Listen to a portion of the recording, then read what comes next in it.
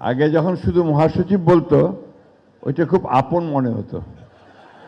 এখন যখন সঙ্গে আবার কিছু স্থানীয় সরকার ও মন্ত্রী মনে হয় যে একটু দূরে চলে যাওয়া হচ্ছে। যাই হোক, আমরা সব সময় আছি, কাছেই আছি, দলের সঙ্গে আছি এবং আমৃত্যু দলের সঙ্গে থাকবো বলে আমরা বিশ্বাস করি।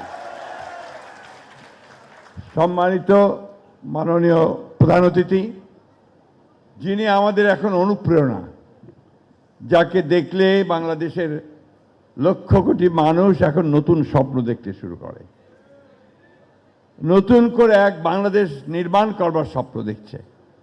এবং আপনারা যারা সোশ্যাল মিডিয়া দেখেন, আমি কিন্তু সোশ্যাল মিডিয়া দেখি না, যারা দেখেন তারা ইতিমধ্যেই জেনে গেছেন যে সবচেয়ে জনপ্রিয় নেতা এখন হচ্ছেন তারেক রহমান। কি ঠিক কিনা, ভুল বললাম? সুতরাং আমরা অনেক অনেক ভাগ্যবান যে আমরা একটা দীর্ঘ 18 বছরের ফ্যাসিস্ট নির্যাতনের পরে আমাদের যখন রাষ্ট্র ভেঙে চুরমার হয়ে গিয়েছিল, গণতন্ত্রকে ধ্বংস করে দিয়েছিল, আমাদের অর্থনীতি যখন একেবারে ভঙ্গুর হয়ে গিয়েছিল, তারপরে জনগণের সমর্থনে একটা নির্বাচনের মাধ্যমে আমরা এমন একজন নেতা পেয়েছি যিনি এখন আমাদের স্লোগান দিচ্ছেন, যে স্লোগানটা কি? গর্ব দেশ, তার আগেরটা কি? হ্যাঁ, সবার আগে।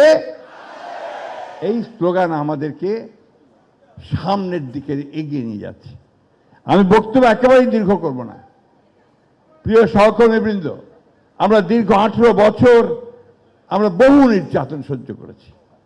আমাদের সমস্ত জীবনটাকে 18 বছর ধ্বংস করে ফেলা হয়েছে, তছনছ করে ফেলা হয়েছে। এখানে আমি সামনে যাদের দেখতে পাচ্ছি, আমার সহকর্মীবৃন্দ, প্রত্যেকেই ভয়াবহভাবে নির্যাতিত, নিপীড়িত। আমাদের 60 লক্ষ মানুষের বিরুদ্ধে মিথ্যা মামলা দেওয়া হয়েছিল। আমাদের 20,000 তরুণ নেতাকর্মীকে হত্যা করা হয়েছিল।